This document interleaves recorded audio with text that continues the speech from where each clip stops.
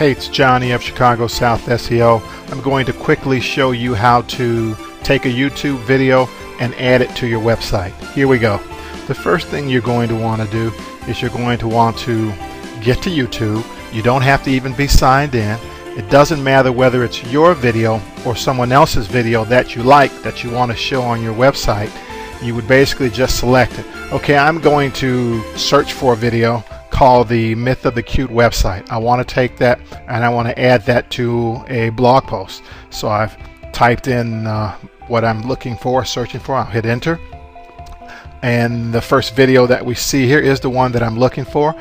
I'm going to click on it.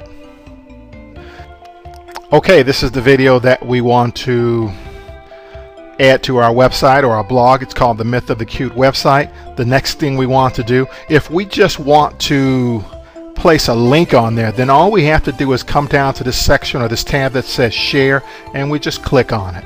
And from that point we can just grab the URL and we can paste that into our blog. But we don't want to just share the link, we want to share the actual video. So what we have to do then is we have to embed the video. So we want to come down to this section right here called embed, and we want to click on that, and that's going to bring up this dialog box that shows what's called the iframe HTML code. It's this code here that will allow us to show the video. We'll take this code and we'll paste it into our website or our blog. Now, a beautiful thing about this iframe code is we have the ability to change the size of the screen, and it will kind of adjust it so that it doesn't look distorted.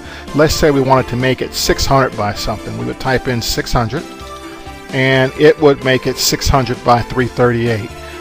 We have the option to also show other videos once this video shows. I tend not to want to do that, and I tend to uncheck that. I always enable the privacy enhanced mode. Don't ask me why, but I do. And if you had a blog or a website and it was having trouble with the iframe, you could revert back to the old embed code. I'll click this real quick so you can see it. As you can see, this is what the old embed code looked like in YouTube. A little bit more involved, a little bit more code. I'm going to uncheck that because the blog that we're using does allow for the new iframe code. So all we would basically do is copy this code. I'll do Control C here, and we're going to go to our blog post. I've already got it up. I'll just call this new blog post. Okay, and in the body of the post I'm just going to put some text. You don't have to, but in this case, let's say this was a heading. This would be the section. Then I'm going to hit enter. What I'm going to do now is I'm going to come over to the HTML tab. This may say HTML, it may say text. Now I want to click on that, and I'm actually going to, right below where it says some text, I'm going to paste our code, and then I'm going to come back and click on visual. And you'll notice that when I click on visual, you can now see the dialog box or the placeholder that's going to be the video.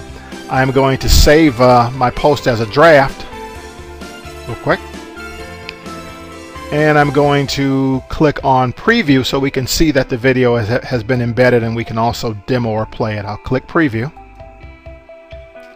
and we'll come down here, and as you can see, the video has been embedded. There's our some text. There's our text we put in. I'm going to click play just to test it out, and as you can see, the video seems to play and seems to be working just fine.